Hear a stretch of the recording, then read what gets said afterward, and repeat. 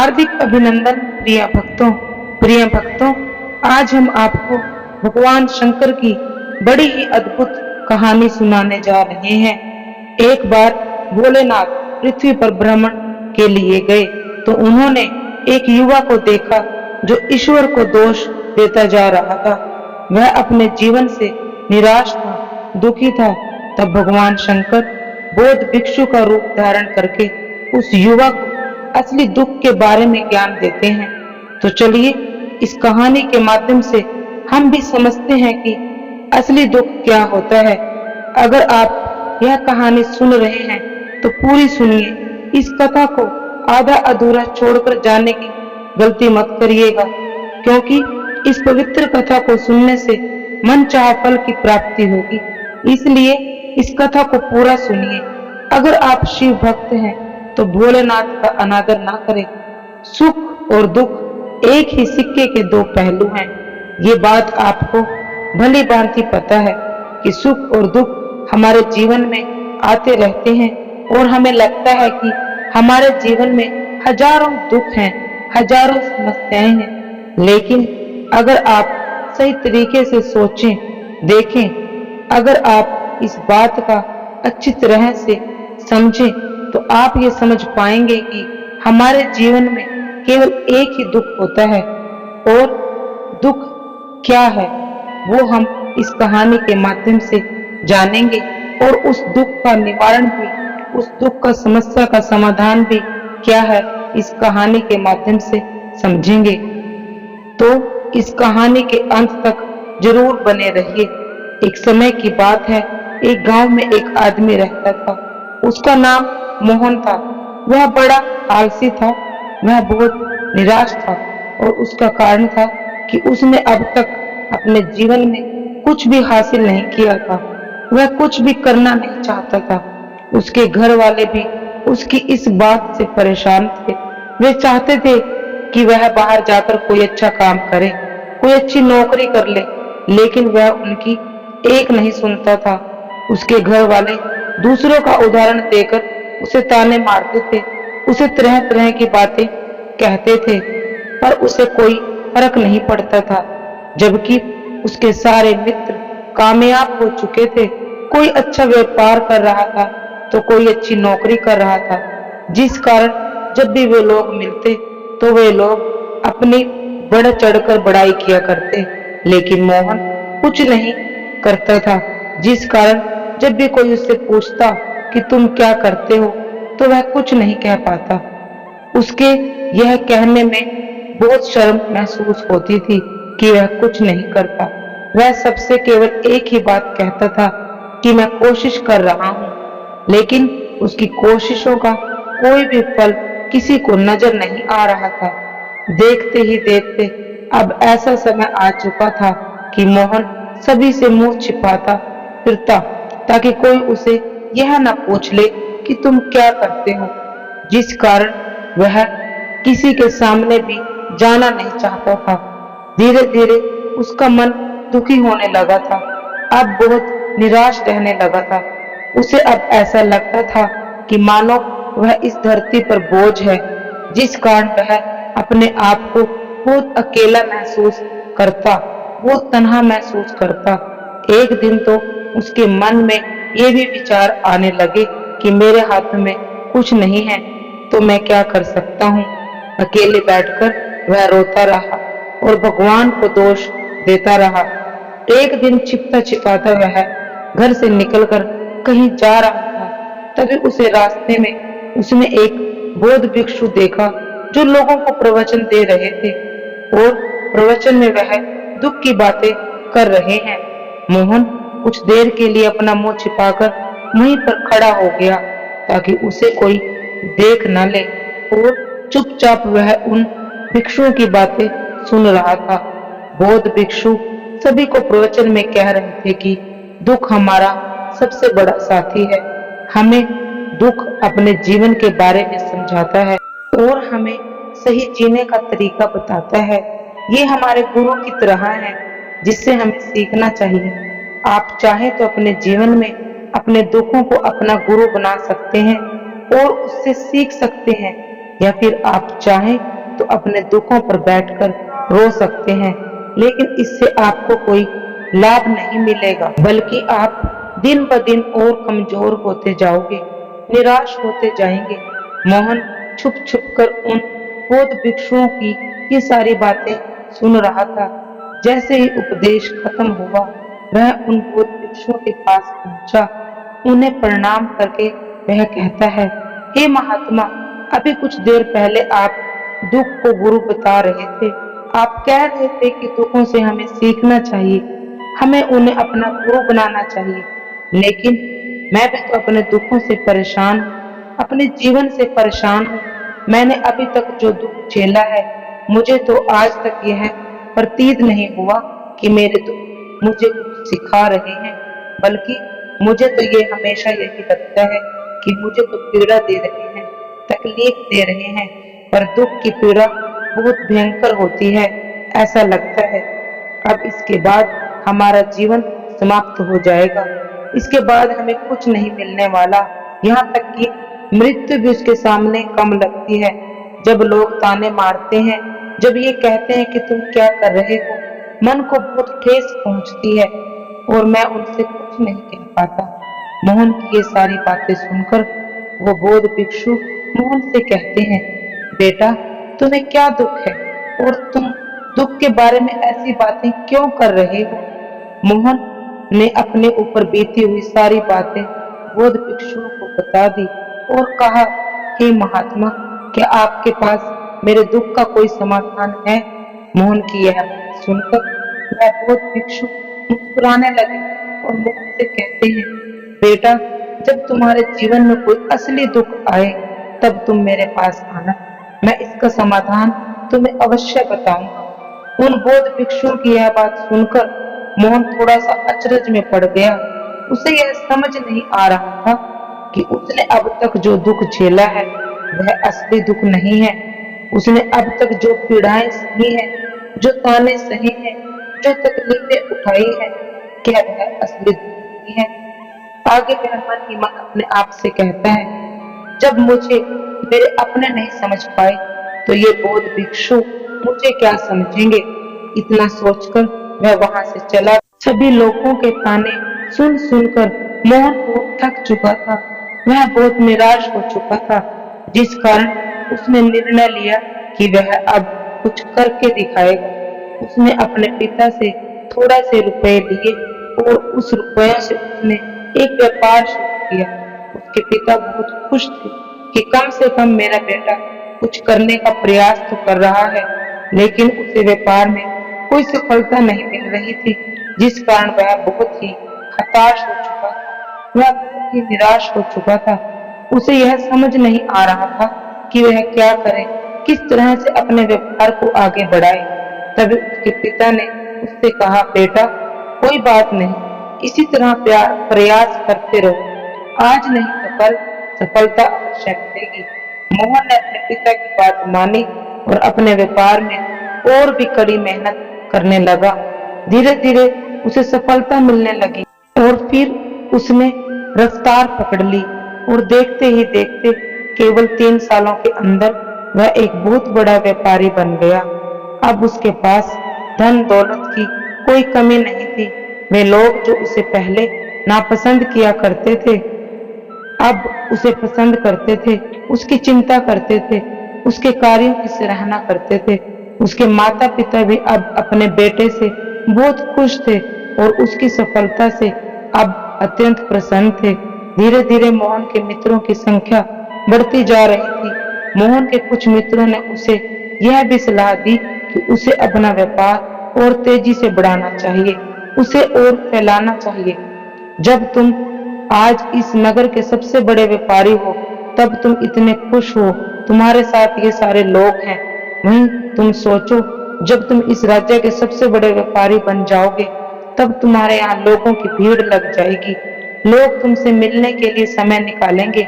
यहाँ तक कि इस राज्य का राजा भी तुमसे मिलना चाहेगा, तुम्हारी तारीफ करेगा और यदि कभी ऐसी जरूरत आन पड़ी तो वह तुमसे धन भी उधार लेने के लिए अवश्य आएगा।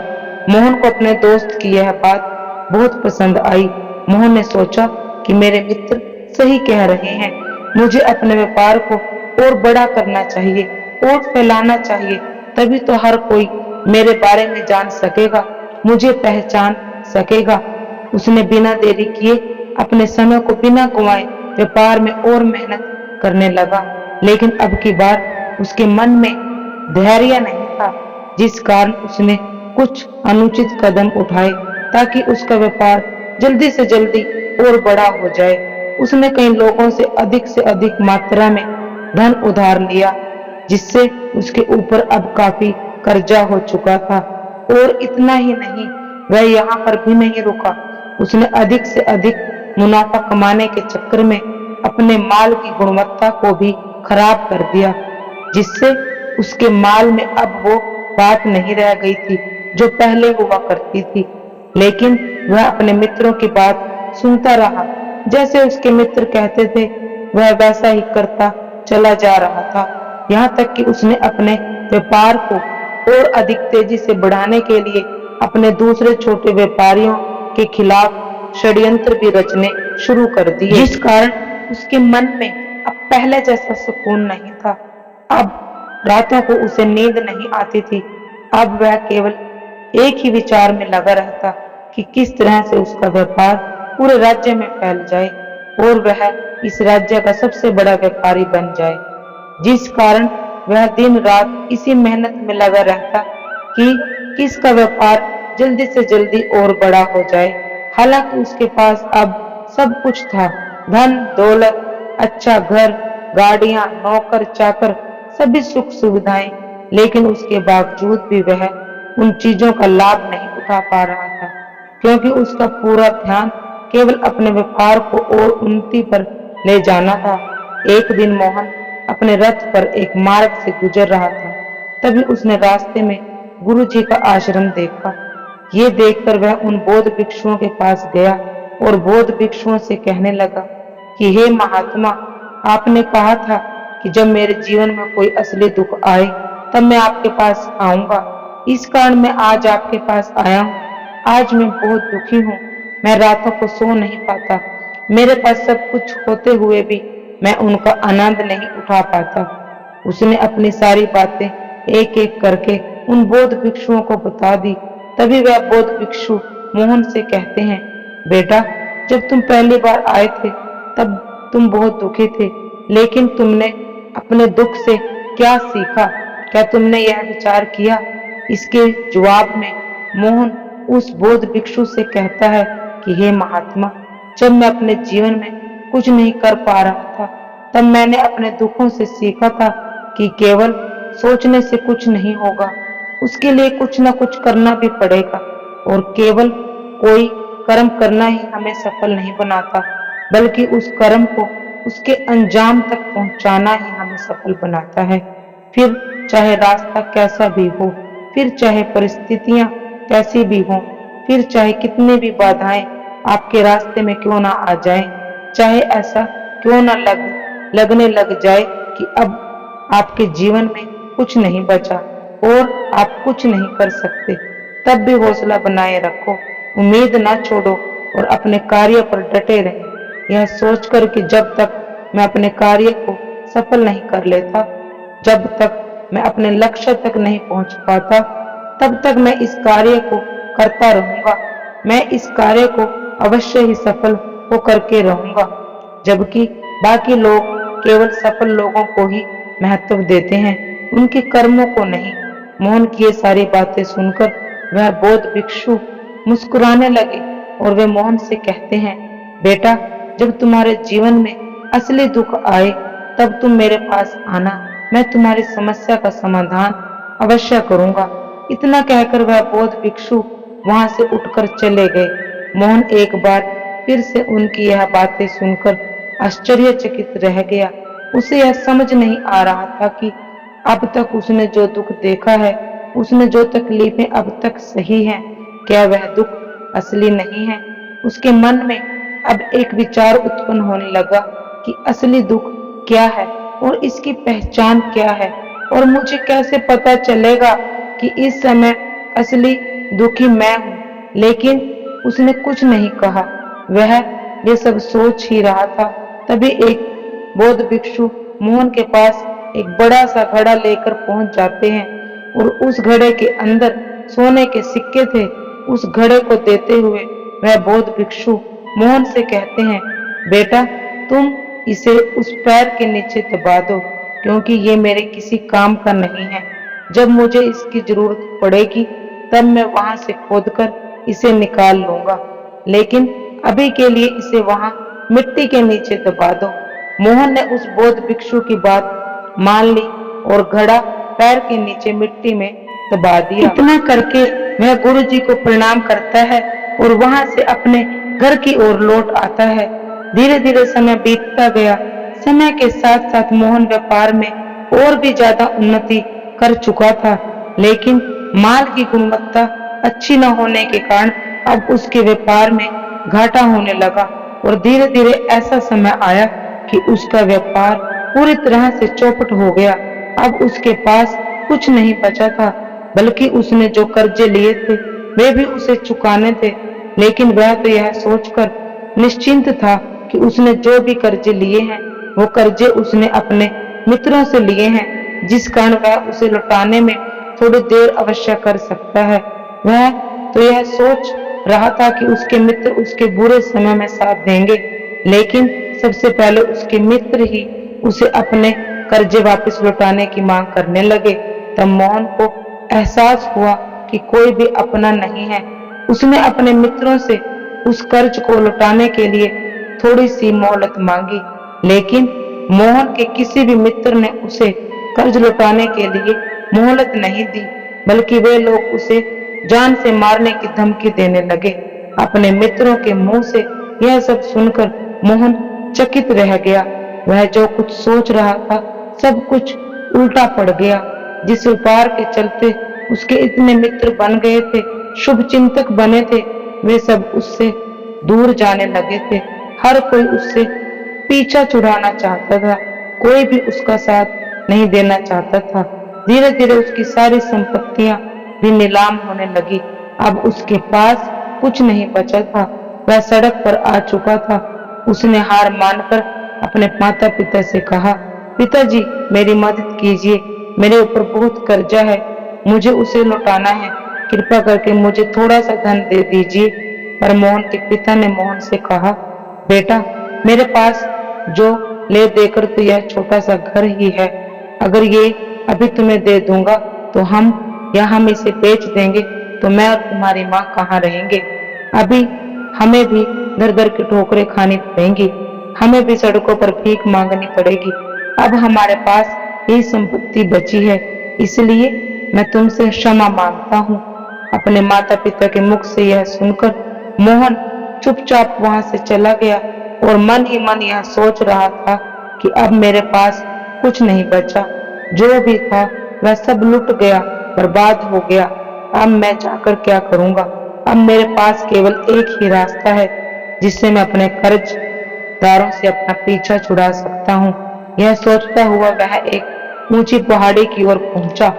वह पहाड़ी पर चढ़ता ही जा रहा था कि तभी उसे याद आया कि उन बौद्ध भिक्षुओं ने कहा था कि जब तुम पर असली दुख आए तब तुम मेरे पास आना, मैं तुम्हारी समस्या का समाधान अवश्य करूंगा। यह सोचकर मोहन के मन में फिर एक उम्मीद की लहर दौड़ पड़ी।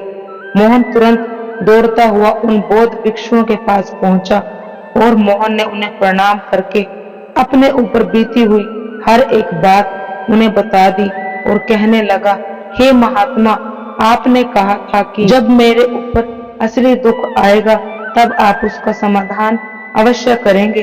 तभी वह बौद्ध भिक्षु मोहन की बात सुनकर मुस्कुराने लगे और कहते हैं, बेटा कहाँ है असली दुख।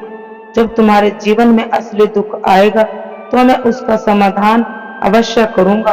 उन बौद्ध भिक्षुओं के मुख से यह सुनकर मोहन के सब्र का बांध टूट गया और मोहन ने उन बौद्ध भिक्षुओं से कहा कि हे महात्मा, ये असली दुख आखिर क्या होता है। क्या मैंने आज तक जो भी दुख झेला है, जो भी तकलीफें आज तक सही हैं, क्या ये दुख नहीं है, क्या इसे दुख नहीं कहते। तभी वह बौद्ध भिक्षु मोहन से कहते हैं, बेटा पहले तुम मुझे ये बताओ कि तुमने अपने दुख से क्या सीखा है। इसका जवाब देते हुए मोहन उन बौद्ध भिक्षुओं से कहता है, हे महात्मा, मैंने तो यही सीखा है, यही देखा है, जो लोग तुम्हारी तरक्की में तुम्हारा पीछा करते हैं, तुम्हारे साथ जुड़ते हैं, वो लोग तुम्हें अवश्य धोखा देंगे, क्योंकि ऐसे लोग बुरे समय में तुम्हारा साथ नहीं देने वाले, बल्कि वह तुम्हारा फायदा उठाने का ही प्रयास करेंगे। इसलिए ऐसे लोगों पर भरोसा ना करें, बल्कि जो लोग तुम्हारी असफलता के समय पर तुम्हारे बुरे समय में तुम्हारे साथ खड़े हैं, वही तुम्हारे असली मित्र हैं, वही तुम्हारे साथ रहते हैं। और ऐसे लोग तुम्हें बहुत कम मिलते हैं, और जिन्हें भी ऐसे लोग मिलते हैं उन्हें हमेशा उनकी कद्र करनी चाहिए। आगे मोहन उन बौद्ध भिक्षुओं से कहता है, जब तुम कोई कार्य कर रहे हो तो उसे पूरी ईमानदारी से करो, धैर्य रखो, लालच ना करो, और अपने लक्ष्य तक पहुंचने के लिए किसी के लिए कोई षड्यंत्र ना रचो, क्योंकि ऐसा करने से तुम्हारे साथ ही बुरा होगा और तुम हमेशा नुकसान में रहोगे। मोहन की ये सारी बातें सुनकर बौद्ध भिक्षु उस पैर के पास पहुंचे। उन्होंने वह गड्ढा खोदा और वह घड़ा निकालकर मोहन के हाथ में थमा दिया, जिसमें सोने के सिक्के भरे हुए थे। वह घड़ा सोनू के हाथ में थमाते हुए उन बौद्ध भिक्षुओं ने कहा, लो इसे पकड़ो, और जब तुम्हारे जीवन में असली दुख आए तब तुम मेरे पास आना, मैं अवश्य इसका समाधान करूंगा। मोहन अब भी बड़ी अचरज में था। उसे यह समझ नहीं आ रहा था कि आखिर ये असली दुख क्या है, लेकिन उसने अपने हाथ में पड़े हुए उस घड़े को देखा जिसके अंदर सोने के सिक्के थे। यह देखकर उसे मन ही मन में लगा कि चलो अब तो थोड़ी सी राहत अवश्य हो जाएगी, मैं अपने मित्रों का कर्ज लौटा सकता हूँ और एक नया व्यापार भी फिर से आरंभ कर सकता हूँ। जिस कारण उसे उन बौद्ध भिक्षुओं को प्रणाम किया, उनका धन्यवाद किया और वहां से चल पड़ा। मोहन ने उस सोने के सिक्कों से सभी का कर्जा लौटा दिया और अपने लिए एक बार फिर से नया व्यापार शुरू किया। व्यापार छोटा था, लेकिन अब की बार मोहन बहुत खुश था। उसने पूरी ईमानदारी, लगन और मेहनत के साथ अपने व्यापार पर काम किया और देखते ही देखते एक बार फिर से वह एक बड़ा व्यापारी बन गया। लेकिन अब की बार वह बहुत खुश था, क्योंकि इस बार उसने कोई लालच नहीं किया, ना ही किसी के लिए षड्यंत्र रचा, बल्कि उसने पूरी ईमानदारी और मेहनत के साथ अपने व्यापार पर काम किया। लेकिन जैसे जैसे आप धनी होते जाते हैं, जैसे जैसे आप अमीर बनते जाते हैं, आपके मन में एक डर और उत्पन्न होने लगता है, और वह अपनी दौलत को ना खो देना, जिस कारण आप लोग दान करना शुरू कर देते हैं, पुण्य करना शुरू कर देते हैं, लोगों की मदद करते हैं, ताकि आपके जीवन में कभी कोई दुख ना आए। लेकिन जीवन सुख और दुख का संगम है, जिस कारण हर किसी को सुख और दुख से होकर गुजरना ही पड़ता है। इस कारण फिर से एक बार मोहन के जीवन में एक और दुख उत्पन्न हुआ। अब की बार उसके माता और पिता की मृत्यु हो गई। मोहन अपने माता पिता से बहुत प्रेम करता था, जिस कारण उसके मन को बहुत आघात पहुंचा। जब आखिरी बार वह उन्हें देख रहा था तो उसके मन में हजारों सवाल उत्पन्न होने लगे। वह अपने घर लौटा।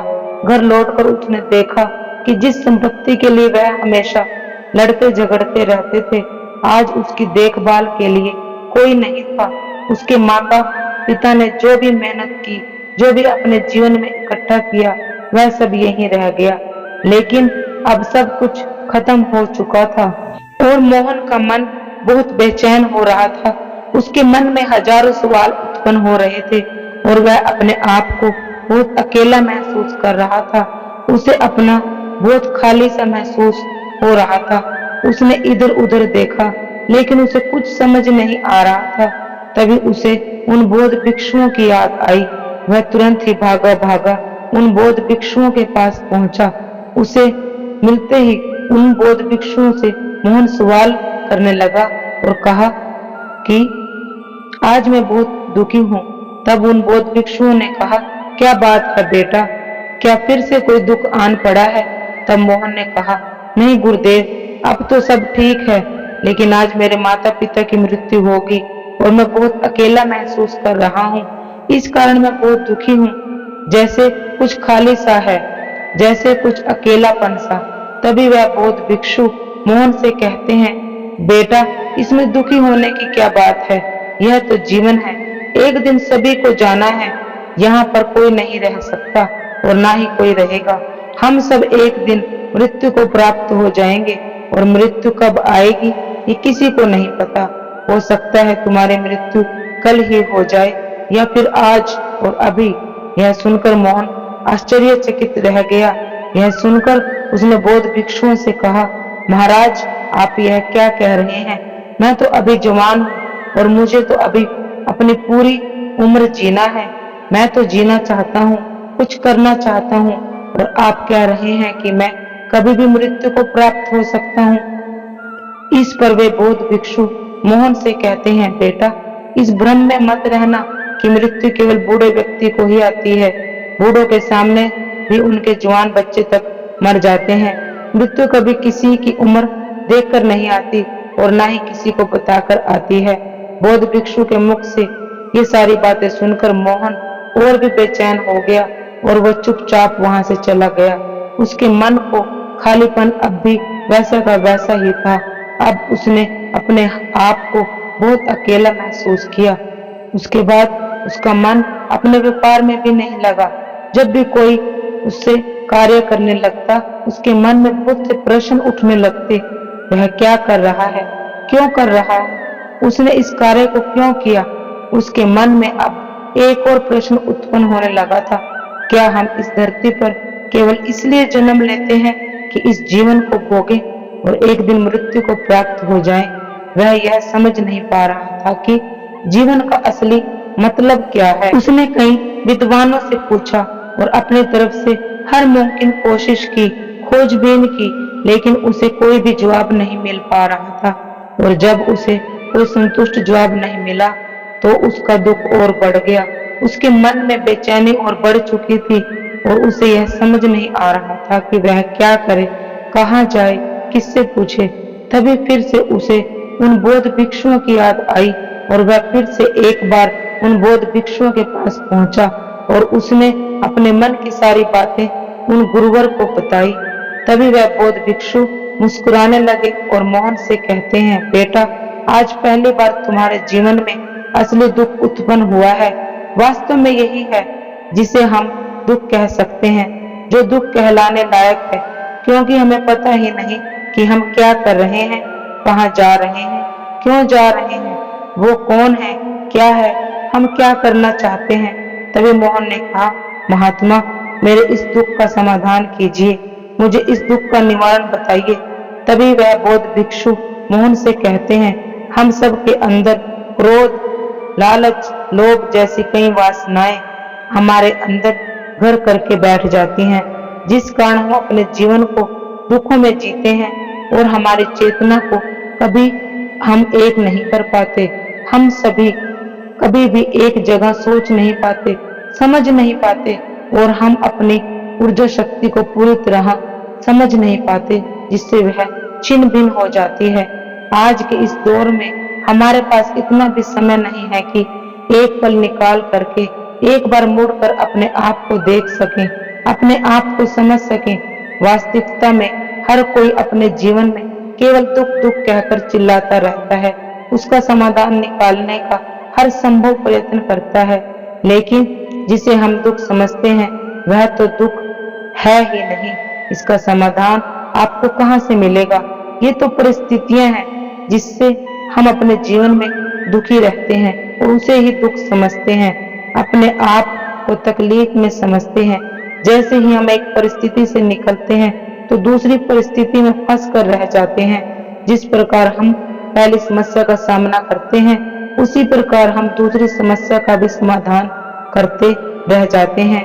और जब हम परिस्थितियों से हार मान लेते हैं, जब हमें लगता है कि अब कोई रास्ता नहीं बचा, तब हमारे सामने केवल एक ही रास्ता दिखाई देता है और वह है मृत्यु।